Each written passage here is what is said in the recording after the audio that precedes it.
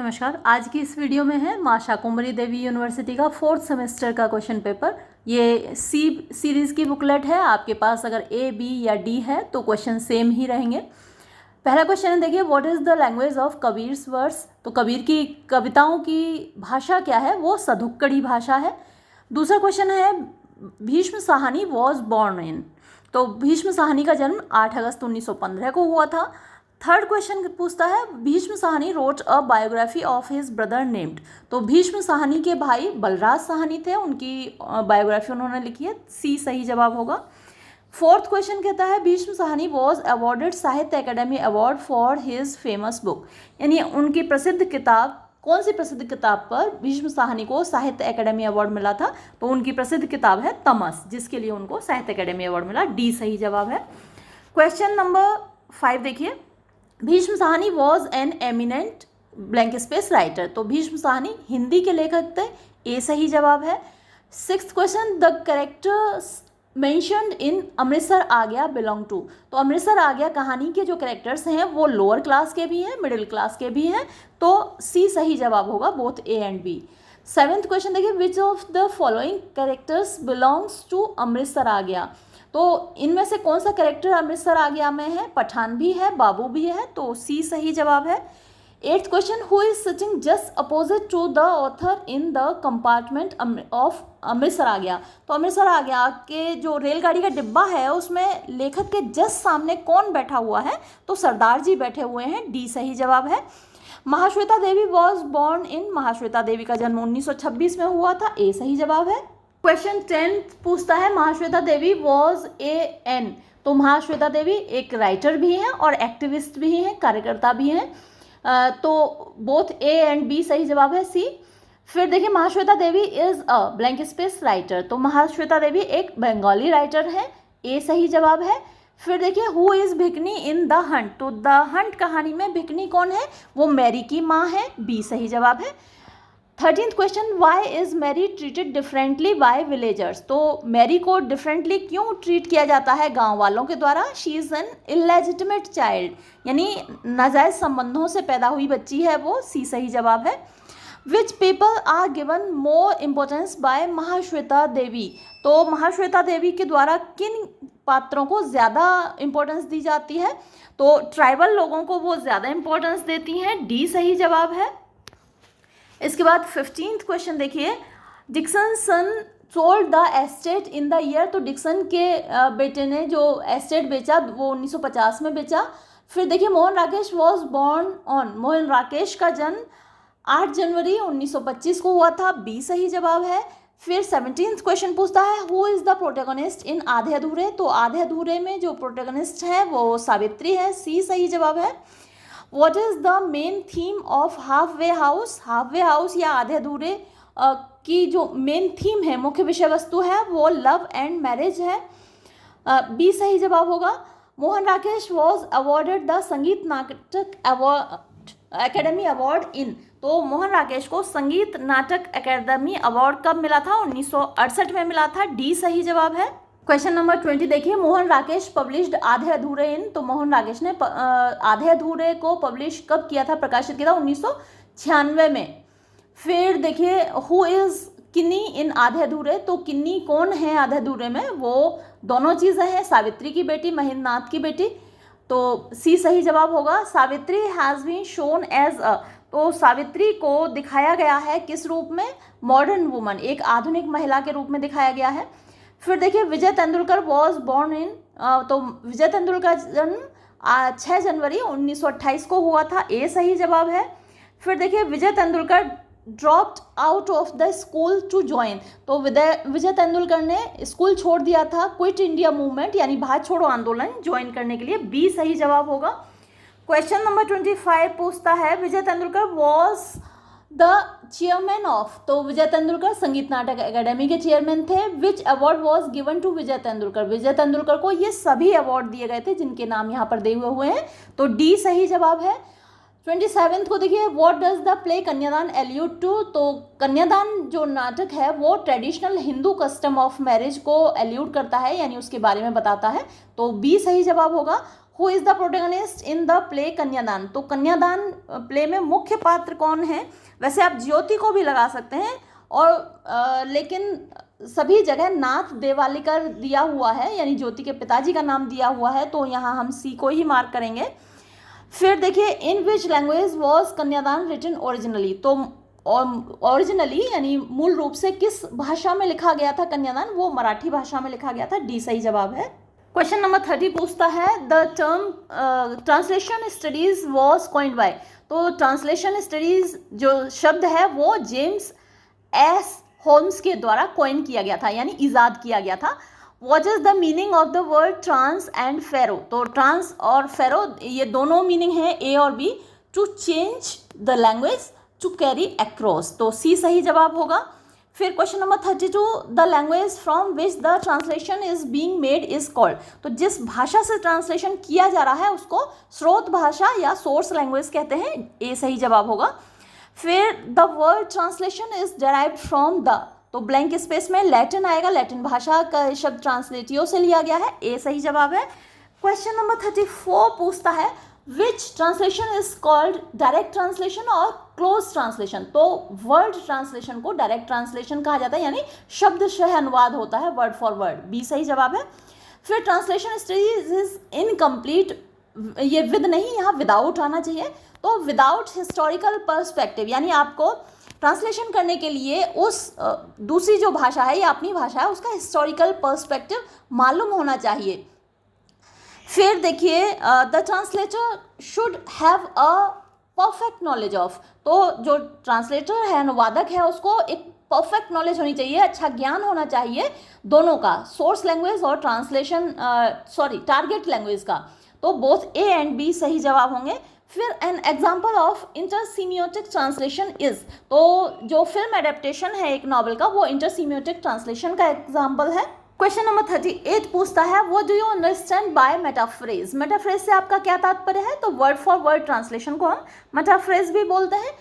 Question number 39 पूछता है who was beheaded in Holland in 1536 for his efforts on translating the Bible into English, N की जगह यहाँ on आएगा, तो 1536 में किसको फांसी दी गई थी हॉलैंड में, और जुर्म क्या था कि बाइबल को उन्होंने ट्रांसलेट किया था इंग्लिश में, यानी बाइबल हिब्रू भाषा में थी, ग्रीक भाषा में थी, इंग्लिश लैंग्वेज में नहीं था, इंग्लिश जो कि आम लोगों की भाषा थी, तो आम लोगों की भाषा में ट्रांसलेट उसको विलियम टिंडेल ने किया और इस जुर्म के लिए उन्हें बीहेड किया गया। सी सही जवाब होगा।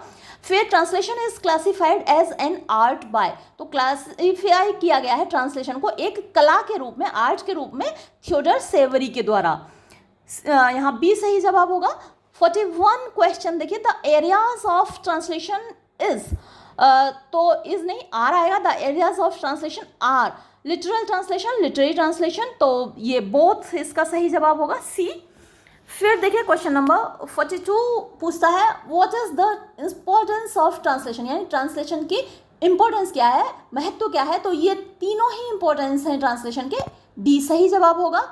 फिर देखिए मैच द फॉलोइंग, तो यहाँ जब हम मैच करेंगे इसमें तो जो हमारा आंसर बनेगा वो ए बनेगा, है ना, तो जो क्वेश्चन नंबर 43 है उसका सही जवाब बनेगा ए।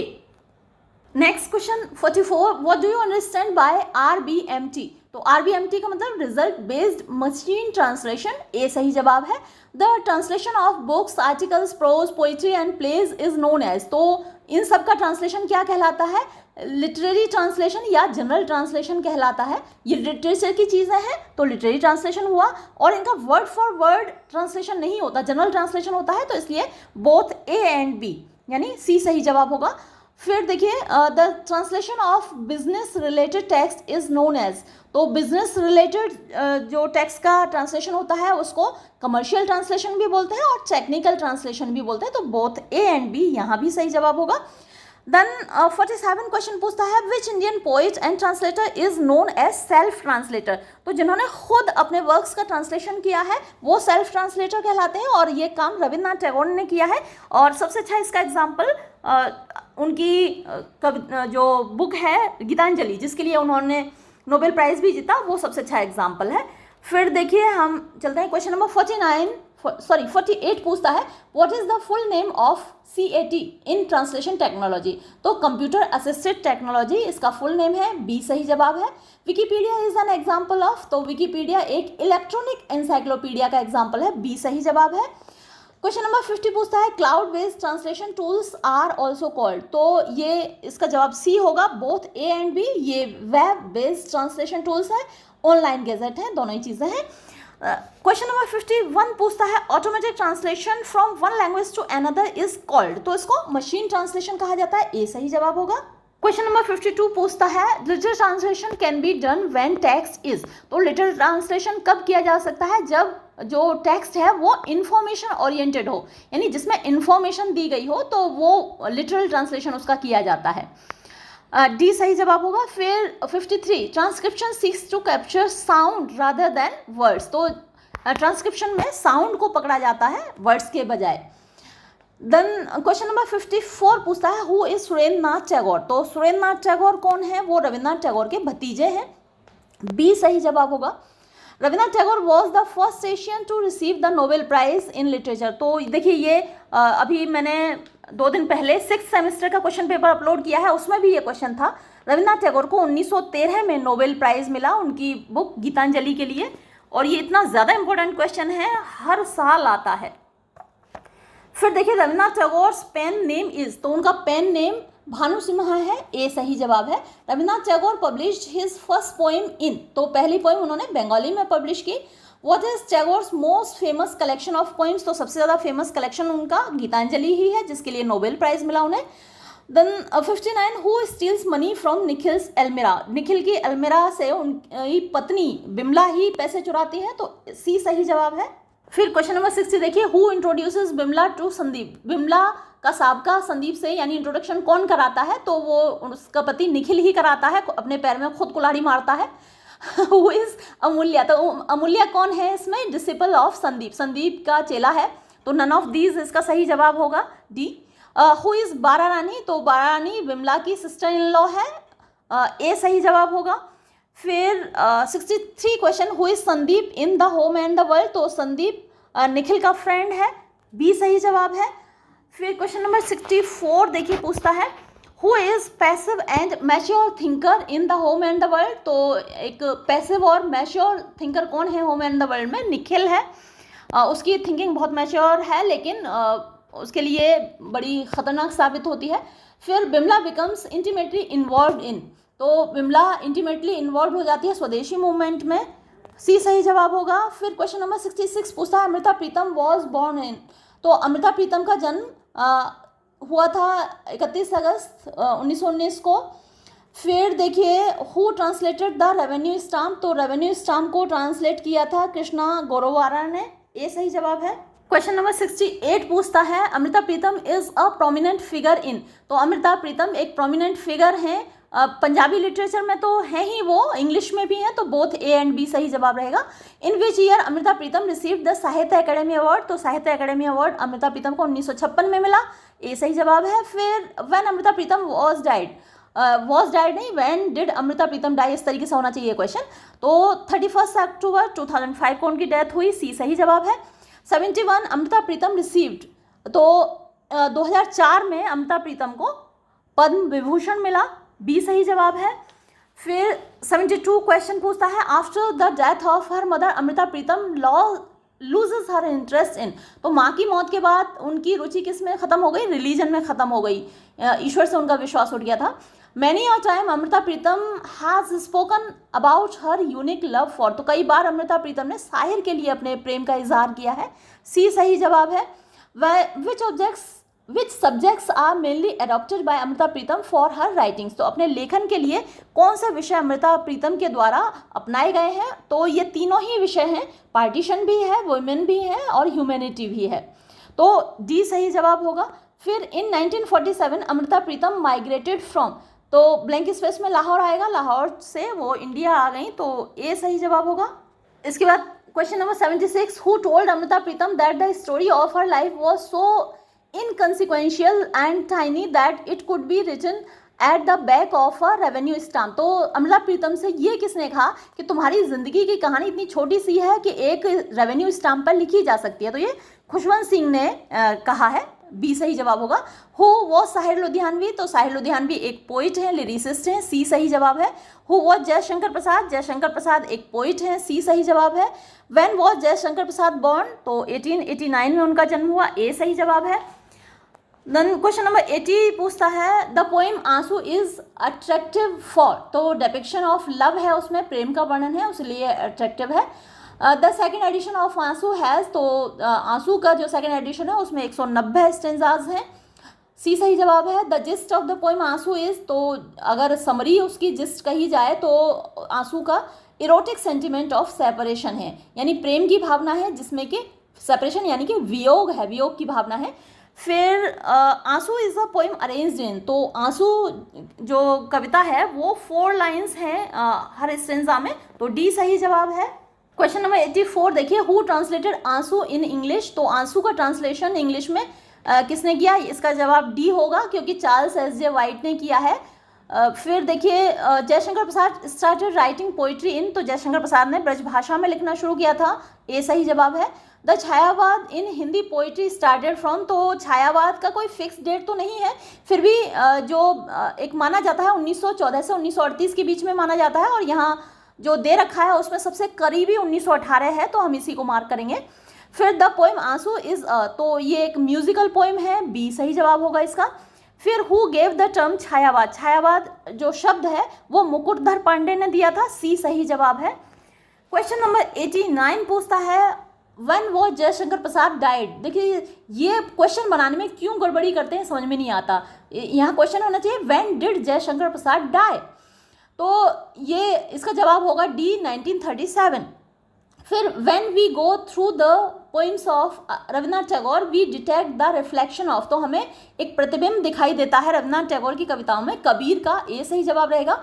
फिर according to Kabir the God is neither in Kaaba nor in, तो यहाँ जो जवाब होगा नन ऑफ दीज होगा क्योंकि ना तो भगवान काबा में है और ना काशी में है। फिर देखिए कबीर वॉज, तो कबीर दोनों ही थे, रिलीजियस रिफॉर्मर भी थे यानी धर्म सुधारक भी थे, और ग्रेट पोइट यानी महान कवि भी थे, तो सी सही जवाब होगा। Question number 93 Tagore does not find his god in, तो टैगोर को अपना भगवान नहीं मिलता, किसी मंदिर मस्जिद गुरुद्वारे में नहीं मिलता, डी सही जवाब है। कबीर इज, तो कबीर इनमें से सभी हैं, मिस्टिक पोइट भी हैं, रोमांटिक पोइट भी हैं, मेटाफिजिकल पोइट भी हैं, डी सही जवाब होगा यहाँ भी। Kabir Das was influenced by, तो वो निर्गुण भक्ति काव्य धारा के कवि थे, तो बी सही जवाब होगा। फिर the poetry of Kabir Das is deliberately address to, तो कबीर दास की जो कविता है वो जानबूझकर किसको संबोधित है, जनरल पीपल, आम लोगों को संबोधित है, सी सही जवाब होगा। फिर 97 क्वेश्चन देखिए, according to Kabir Das what spiritual what is, यहाँ पे मिसप्रिंट हो गया होगा, स्पिरिचुअल ट्रुथ, तो स्पिरिचुअल ट्रुथ क्या है, जीवात्मा और परमात्मा दोनों ही स्पिरिचुअल ट्रुथ है, सी सही जवाब होगा। According to Kabir what is the caste of a saint, यानी जाति न पूछो साधु की पूछ लीजिए ज्ञान, तो साधु की कोई जाति नहीं होती, इसलिए हमारा यहाँ जवाब होगा D. Kabir poetry is a revolt against, तो कबीर की जो कविता है वो एक रिवोल्ट है, विद्रोह है, किसके खिलाफ, ऑर्थोडॉक्सीज के खिलाफ, रिलीजियस प्रेजुडिसेस के खिलाफ। प्रेजुडिस पूर्वाग्रह होते हैं, धार्मिक पूर्वाग्रह, और ऑर्थोडॉक्सी कट्टरपंथी होती है, तो दोनों के खिलाफ है, सी सही जवाब है। और लास्ट क्वेश्चन है what was the aim of bhakti movement, तो भक्ति मूवमेंट का उद्देश्य क्या था, रिलीजियस रिफॉर्मेशन, धार्मिक सुधार, हिंदू मुस्लिम हार्मनी यानी हिंदू मुस्लिम एकता, तो ये दोनों ही उद्देश्य थे, दोनों को ही कबीरदास जी डांट लगाते हैं हिंदू और मुसलमानों को, तो ये दोनों ही सही हैं, सी सही जवाब है। हालांकि उनकी डांट लगाने के बावजूद ना हम सुधरे ना वो सुधरे, कोई नहीं सुधरा, आज भी उतना ही लड़ रहे हैं, और आज भी कबीरदास हमारे लिए उतने ही रेलिवेंट हैं, आज भी हम उनकी शिक्षाओं को फॉलो कर सकते हैं और हमें करना चाहिए। प्रेम का संदेश वो देते हैं, और इसी प्रेम के संदेश के साथ मैं ये वीडियो समाप्त करती हूँ। धन्यवाद।